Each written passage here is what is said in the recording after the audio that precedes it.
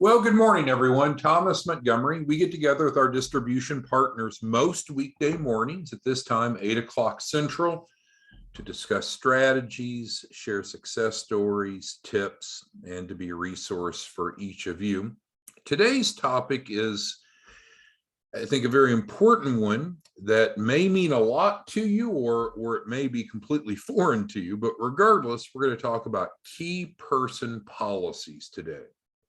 So there are two groups of you, regardless if you're an RVP, a regional vice president with us, and or a white label partner, but there's two groups of you.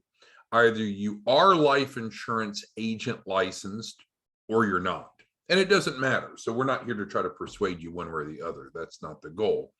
But if you are life insurance agent licensed, then this will, I think, hit close to home. Those of you that aren't, it's still good for you to understand this element of the loan package.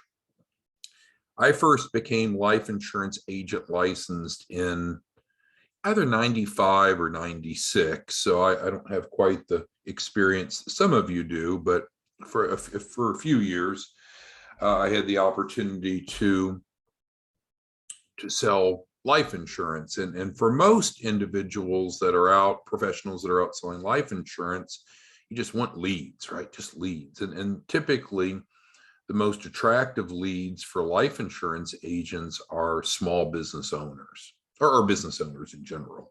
Why? Because usually there's levels of asset protection needed both at the business level as well as the individual and family level of the business owner.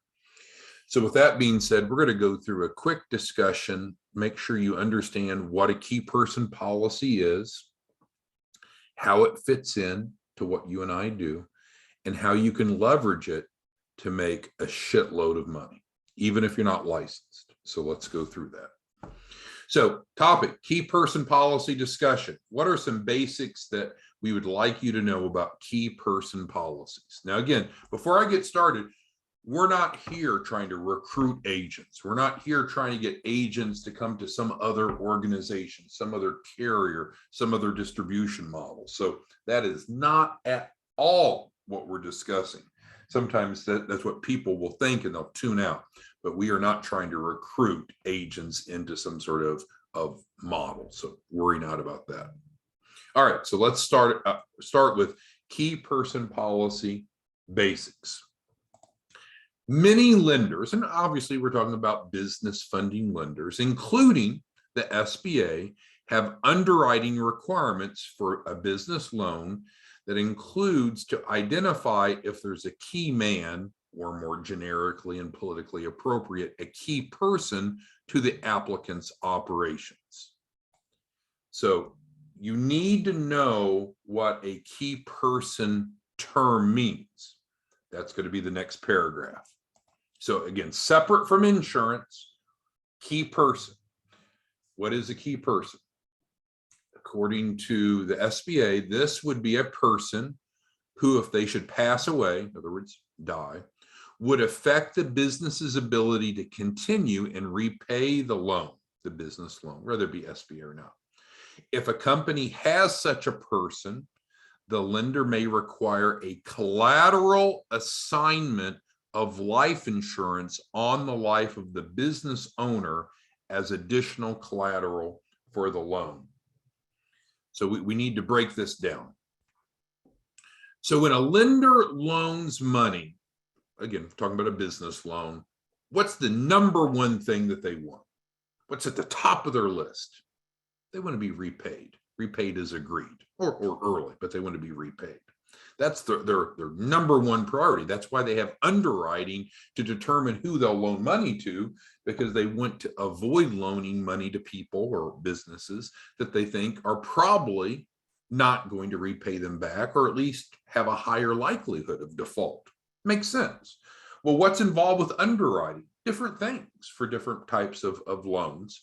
Sometimes it's business plan, financial projections, financial statements, but also collateral fits into it, right? And that's what we're talking about, is a specific type of collateral. Now, we've got 317 of you on the Zoom this morning, so that's too many, but we'll just pretend. Let's say that you and I, so 318 of us, are on the underwriting board of a bank. And we have these applicants coming to us, wanting to borrow money. So we have to review these applications. And so no matter what you and I do to review the quality of that application, the whole scenario changes if the borrower should die. Now, of course, we hope that they won't die, but if, let's say, you and I are approving them for 10-year loans, which is the norm for business, there's a chance that people could die. Obviously, when we had the COVID pandemic, more people died prematurely than we thought, but there's always natural deaths and unnatural deaths. So one thing that you and I in that scenario can't control as an underwriting committee is if they die. Because who's going to take over the business? Is that person that's going to take over the business competent? Maybe there's not even what's called a succession plan in place. There's no one to take over the business. So of course the bills won't be paid. So that's a real wild card or a real exposure for the lender. So that's where these life insurance policies come in, which are referred to as a key person policy. So let's read the third paragraph and we'll talk a bit more about it. When life insurance is required by the lender does not require a particular type of insurance. And so this is great for the insurance agent writing the policy. They're not dictated, oh, go write a term policy or go write a whole life policy, or it needs to be indexed universal life. There's tremendous flexibility on the design that allows the agent to identify what's suitable for the client. However, the policy must be maintained for the term of the loan. And what's not mentioned here is ideally, preferably, the loan is paid with annual premium payments, not monthly pay. Well, if you're an insurance agent, that's music to your ears, right? Because when people pay annually, then you're getting typically more commission up front and you have minimized your risk of chargeback because they've already paid for the year. Further reading. The amount of life insurance required will never be more than the original amount of the loan. And in some cases, it can be even less based upon other collateral. So what we can take from this is that there are different types of underwriting requirements for different types of funding sources. Collateral is often important, and one type of collateral can be an insurance policy that serves as a collateral assignment. So let's talk about the mechanics for a moment.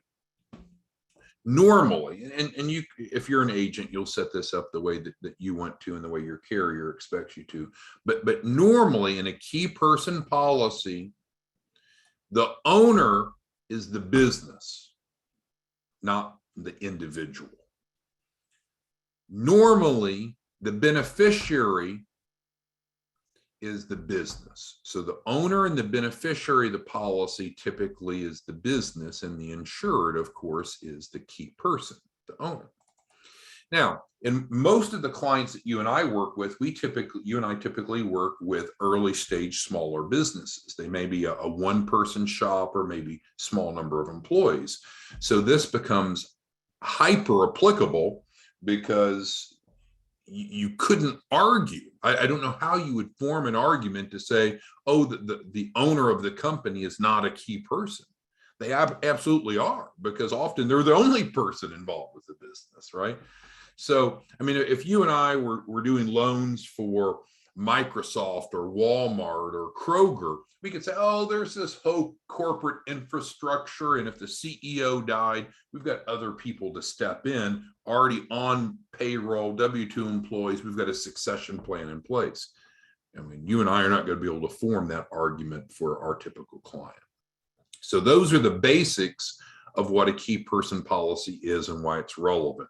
Does anyone have questions on that before we dig into how you can use this to make money? And I mean make a lot of money. And again, I'm not trying to recruit you as an insurance agent. So you'll see this has no ulterior motive of trying to get you to sell insurance or to sell insurance differently. So worry not.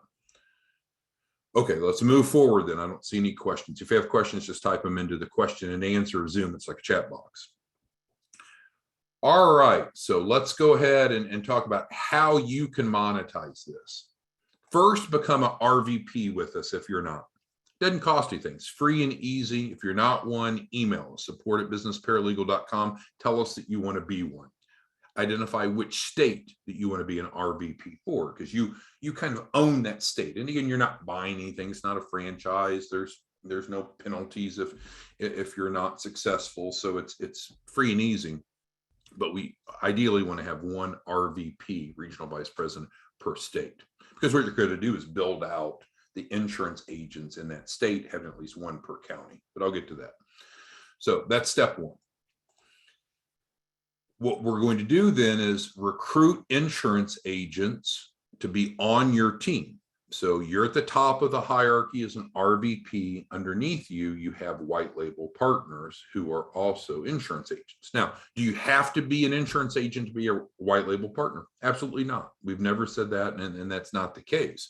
But do those professionals make some of the best white label partners? Absolutely. I don't know if you've ever talked to or worked with insurance agents, especially these independent agents, but man, they are smart. They're fucking motivated. They're successful. But a lot of times they're just missing that key ingredient of leads to generate volume. You and I can provide that volume for them through this model. All right, so become an RVP. We're going to build out a team of insurance agents. We're going to have one per county in your state, as we mentioned. And frankly, you could recruit in other markets across the country, but the priority is building out your state. And so then the agents, who are also the white label partners, they're going to write those key person policies. Now you might say, well, how much are they going to make for that, from that? Well, it depends, because they're controlling where they write it. Maybe they write through Primerica or World Financial Group. Maybe they write through Prudential, or it's up to them, right? And they're setting up the policies. Now we can go back and what did we learn that the policy size should be? And we're not talking about cash value, but as far as the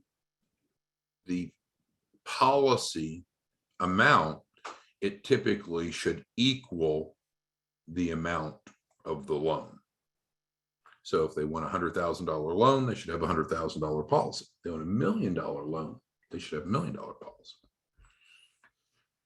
All right, and then what's ultimately in it for you as the RVP? And again, there's no cost to be an RVP. Not trying to get you to spend money or commit to something extravagant.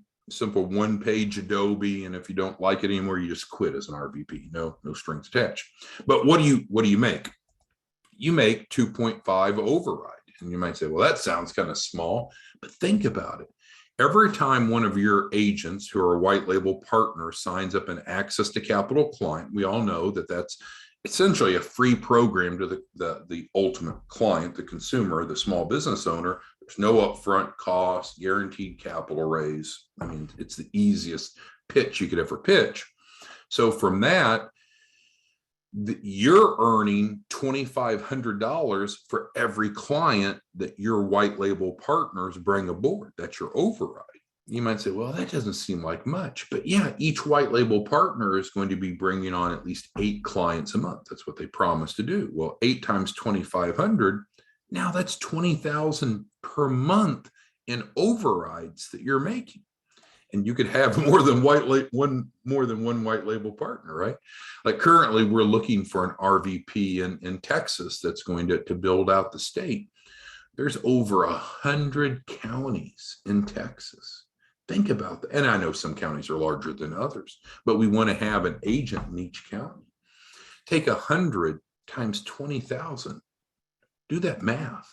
That is crazy good income. And you're not. Your help, everyone is getting the benefit. You know, the key to wealth building, we believe, is solving other people's problems.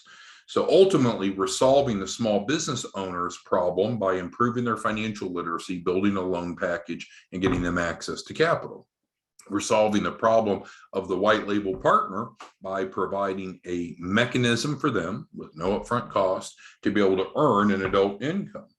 And then we're helping the RVPs solve a problem by they're in a leadership position, again, with no outlay, no investment, to earn an adult income. So let's wrap it up with best practices. We'll answer your questions and then we'll move on. We'll close out and move on to our day. So what's the best practice process? And I was talking to a couple of you yesterday, Frankie included, about this, and it was helpful during those discussions, so we wanted to include it today. Well, obviously, you need to figure out who your prospective agents are, and that's not real difficult. You can go to Chamber of Commerce websites, there's directory listings, there's meetup groups, whatever. However you want to find your prospective agent or white label partner. And here's how we've seen best success go. Don't recruit them, ask them for a referral. So let's go through that.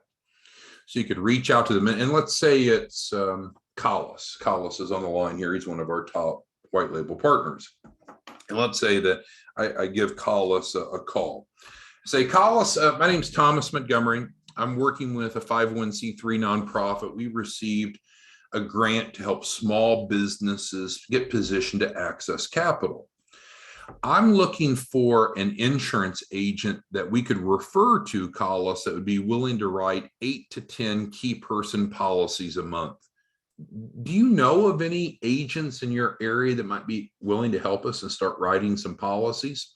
Now, keep in mind, Collis, we're not asking them to change how they write the policies. This isn't trying to recruit them. They can write with whatever carriers they want. And so then I pause, and chances are what Collis is going to say, or the agent you're talking to, is, well, yeah, I might be willing to help write those policies. Tell me more about it. That's typically the response you're going to get.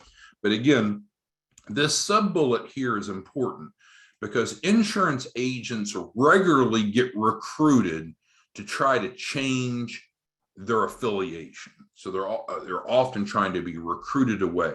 That is not what you and I are trying to do. We are not trying to get them to change their hierarchy, as it's called in insurance. Now, if that's what you want to do because you're involved with Primerica or World Financial Group or one of those that approaches it that way, that's between you and them, but that's not our model.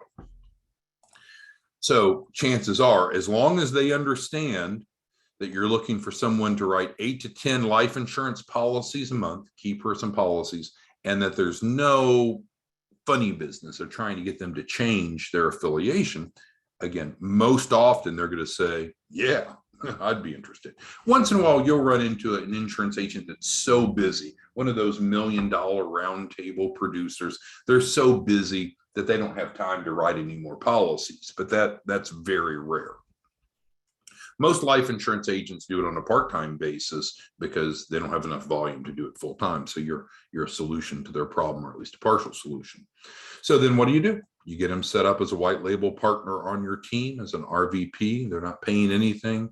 We'll get them plugged in and they'll start writing policies. They'll write at least 2 policies a week. All right, so let me minimize this so we can see the whole page. What questions, comments, concerns do any of you have regarding, I guess, the 2 most important points that we covered this morning? What in the heck is a key person policy and how it fits into what you and I do? And then secondly, how you can monetize this. Questions that any of you have. We have a really large group today, which is great. Alfred, Andrea, Bruce, Charles, Collis, DeWood, Francette, Frankie, Jamal, Jeanette, Jeffrey, Joseph, Letitia, Lon, Linda, Paulie, Pauline, Quincy, Rosa, Terrence, and 301 others. Anyone have questions about what we've covered today? All right, Susan's asked if we got a couple questions that came up. Susan first asked, I'm a white label partner. I'm not an insurance agent. What do? Well, what I'd recommend, Susan, is work with insurance agents in your area, right? And that way they can write the policies for your clients. In other words, you refer to them, and what will happen in many cases, then they'll also refer small businesses to you. So again, we are not trying to recruit anyone to become an insurance agent that's not, but you can certainly leverage the need for the policies by having a referral relationship. Linda's clarifying that they can continue to work for their company, but write policies for your clients. Right. We're not trying to get, I don't know how to make it clear. We are not trying to recruit insurance agents away from what they're doing. Now, if that's what you're trying to do, that's your business, but we are not. Frankie asked a good question. What if they can't qualify for a policy? And that's true. Some people won't qualify. I'm a cancer survivor myself. Now, the good news is I'm more than 3 years in remission, so I believe I'm insurable again. But yeah, some people won't qualify, and so we can get exceptions for them. Andrea asked about how to get business leads for the insurance agents. Not a problem. We've had trainings, Andrea, on Synergy Direct Solutions. That is working remarkably well. Bruce is on here, and Bruce is one of our top producers, and he's got a whole team working for him, just working with the leads that's funneled into him from Synergy Direct, which we have no affiliation with. We've talked about other ways of generating leads, going out and teaching. I'm scheduled to be in Detroit, well, with Bruce again, Detroit tomorrow, doing a big workshop. There's all kinds of ways to generate leads, but the easiest, I guess, is just to buy them from Synergy Direct. And I think they're going for 7 cents a piece. We have some people say, oh, I'm at a tight budget. We'll send them 28 cents, right? Get 4 leads. If you don't have 28 cents, we can set up a GoFundMe, but that shouldn't be a problem. Leads of small businesses, that problem has long been exhausted. And Andrea says she's purchased leads from them already. Great.